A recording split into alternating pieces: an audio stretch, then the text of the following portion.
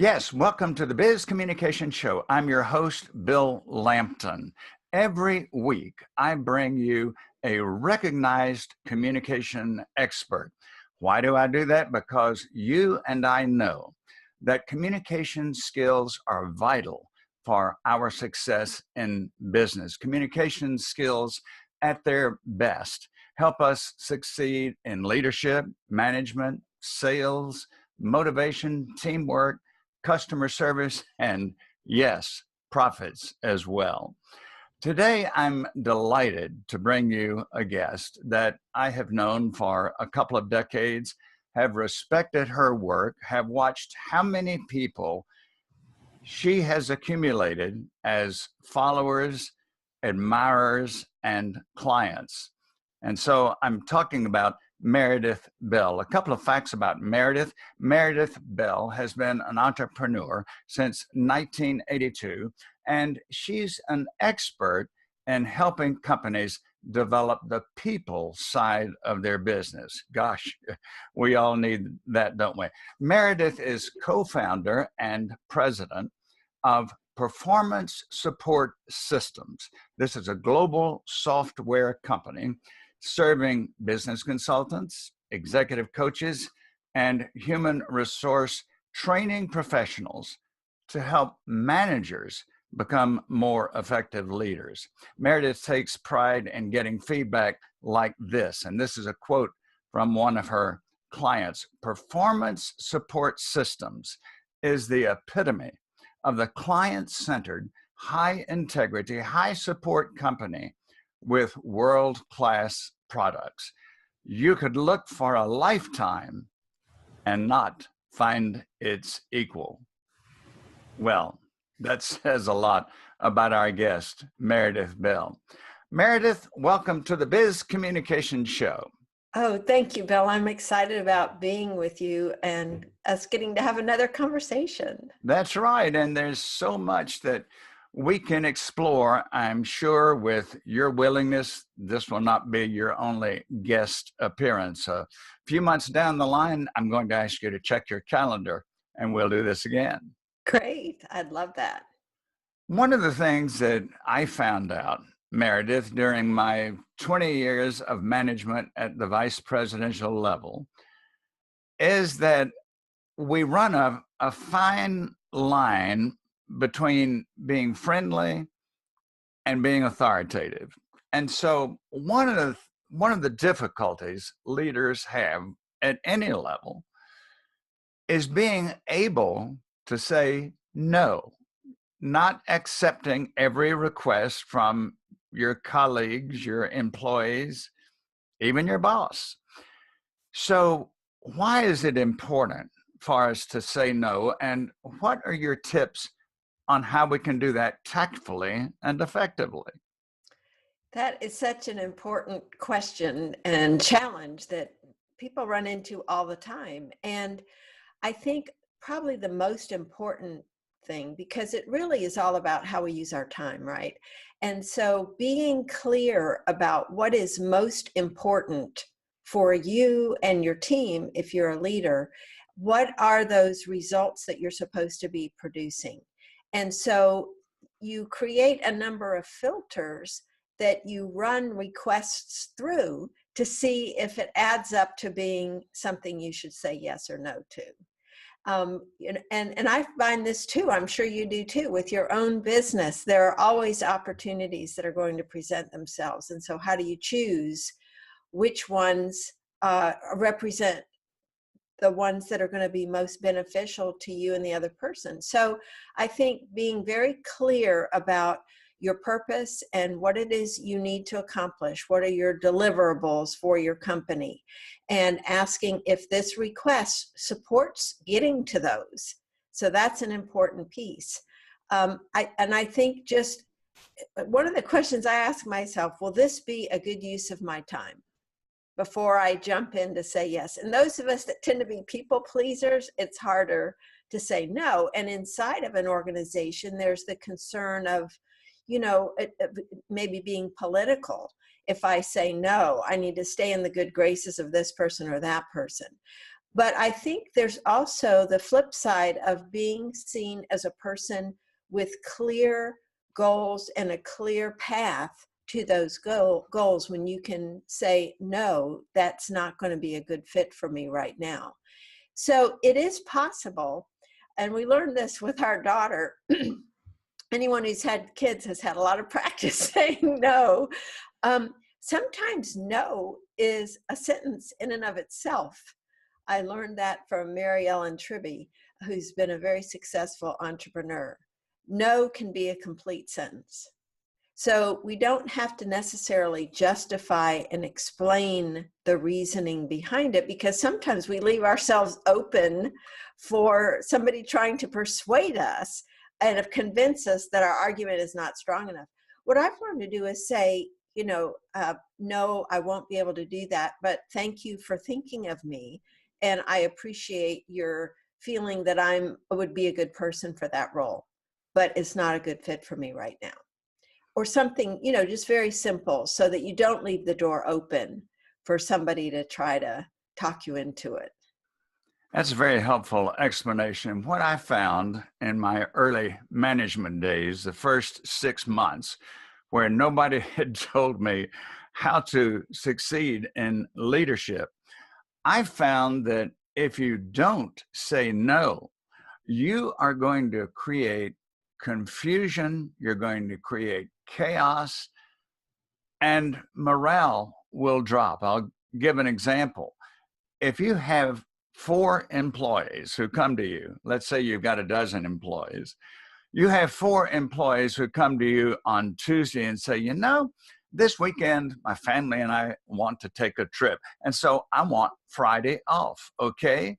Well, you're running, if you give a yes to all of those, what have you done to your workforce? And then what about the other people in the office? All of a sudden, they have to carry that workload. And maybe 1 or 2 of them think, well, if Meredith or Bill said it's okay to have Friday off, maybe I will ask as well. So being able to set boundaries not only establishes you as a leader, but it also brings order to the organization. Yes.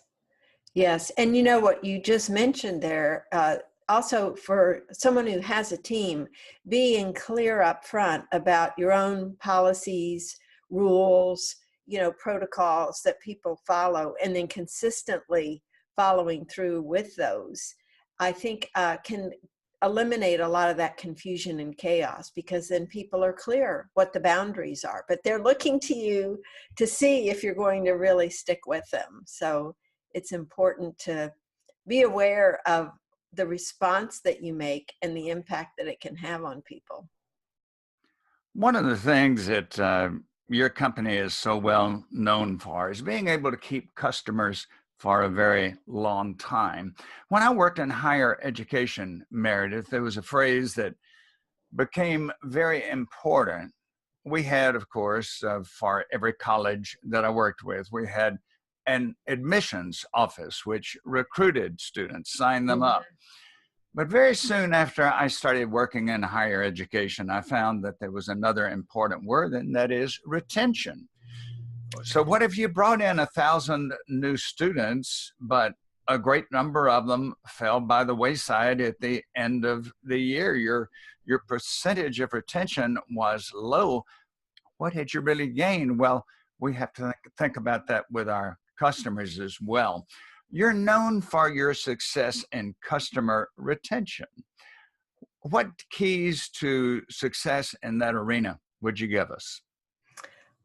Well, I think overall, this attitude of service, how can I be of service to this person?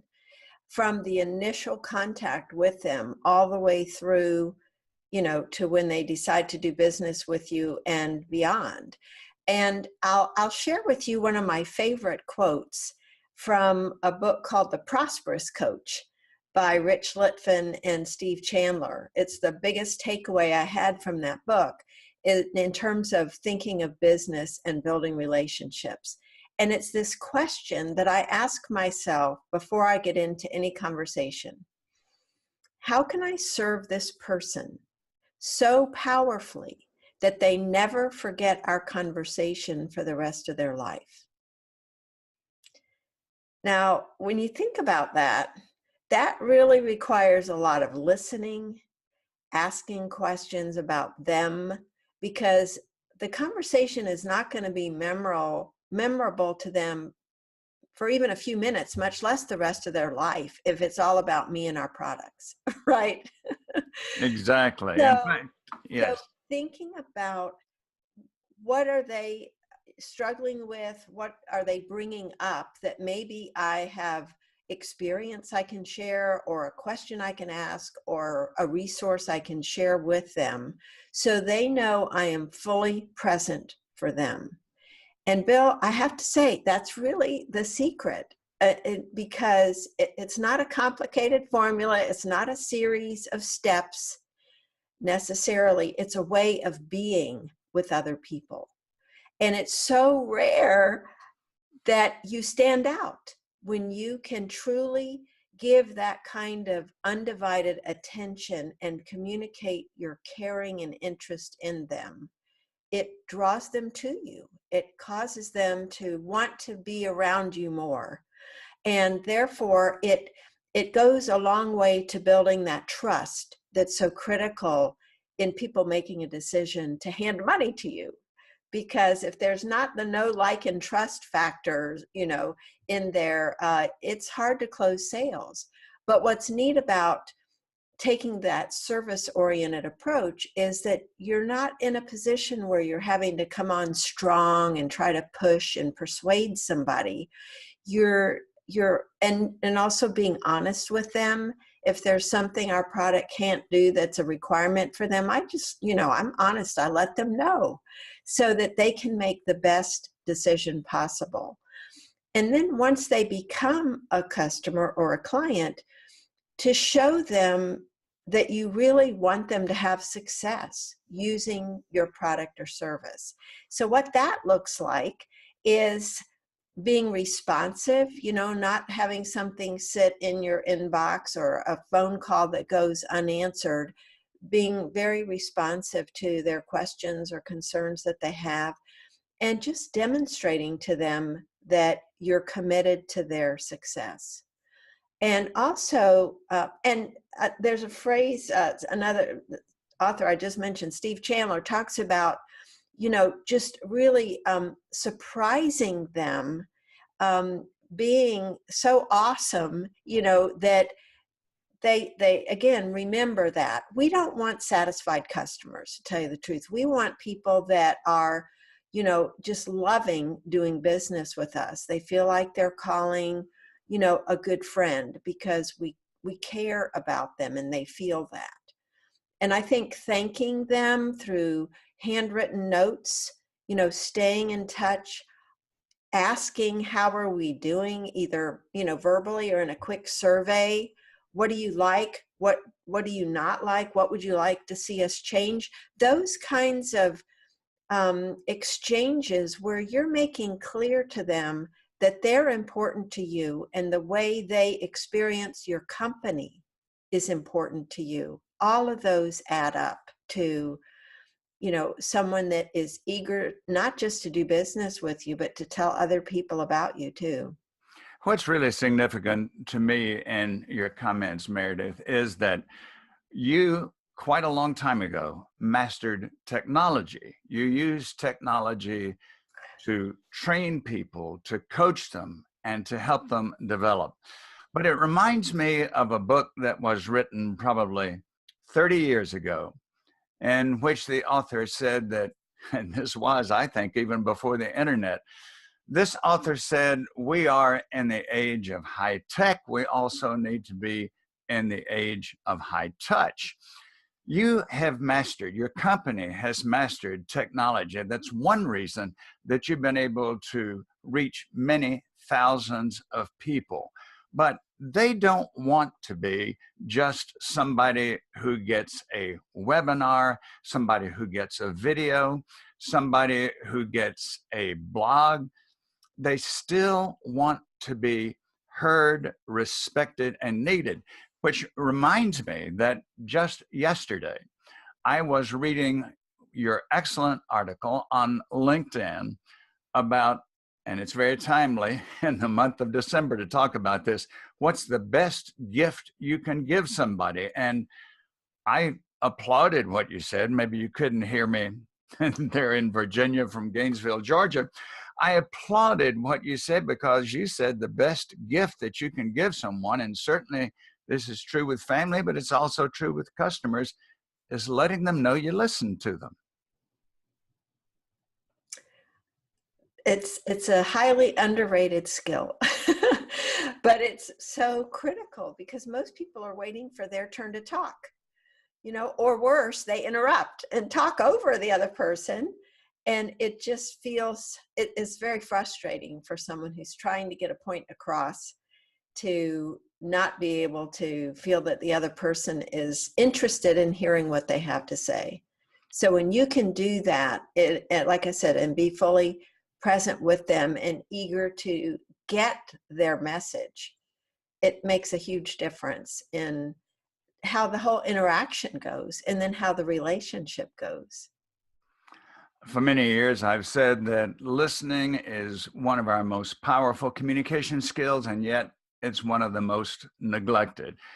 And one more point to add there, which I'm sure you would underscore, is that this attention that we give customers, this dedication, this listening, this caring, it has to be totally genuine. Oh, absolutely. People can sense if you're faking it. Even if you're on the phone with someone and you don't have the visual to go with it, you can kind of pick up if somebody's distracted, or not really paying attention to what you're saying. And that makes a huge difference in their response or even interest in continuing to talk to you. So I just think it's not just a sign of respect. It's a sign of commitment that you really care about what this person has to say and you want to respond in an appropriate way. And another point about listening, Bill, that I know you know so well, but I don't think everybody thinks about it.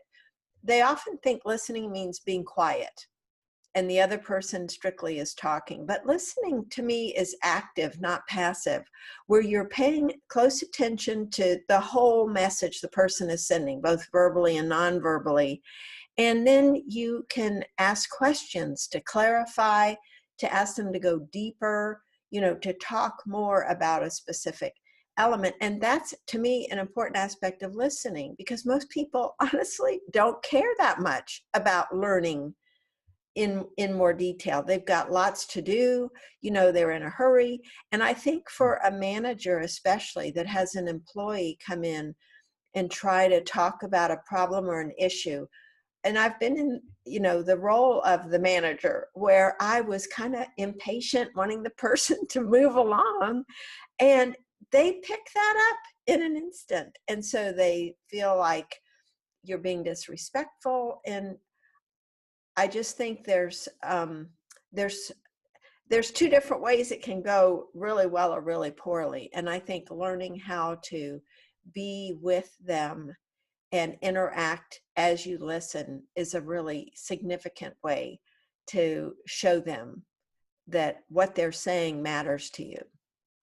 Meredith, listening to you today has been highly beneficial for me and certainly for those who have viewed our conversation. I'm not going to call it an interview, although that's how it's tabbed. It's truly a conversation. Yes. And so I know many people would like to get in touch with you. Would you please share your contact information with us? Oh, I'd be delighted to.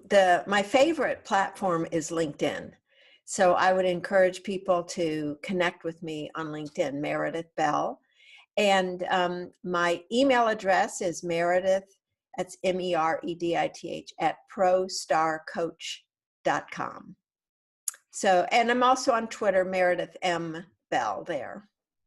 And Meredith, I can guarantee you, will respond to your inquiries, your comments, your posts. She is interactive there as she is in the person-to-person, face-to-face part of her business. Meredith, now that you've given your contact information, I'll share mine. Biz Communication Guy. So logically, my website is B-I-Z, bizcommunicationguy.com. I invite you to visit my website, sign up for my newsletter, see which services of mine can help your company and you as well. Once again, thanks to all of you who have been with us in this edition of the Biz Communication Show on podcast or on video. Meredith, any closing comments for our group? Just that I think the key thing in forming positive relationships with others is looking at how can I serve them? How can I be of service to this person, no matter who it is that you're interacting with? If you have that mindset, it makes a big difference in the way you approach them and interact with them. Well said. Great to have you with us, Meredith. We look forward to the next time. And thanks to all of you who have joined us today. Be with us next week again on the Biz Communication Show. I'm your host, Bill Lampton.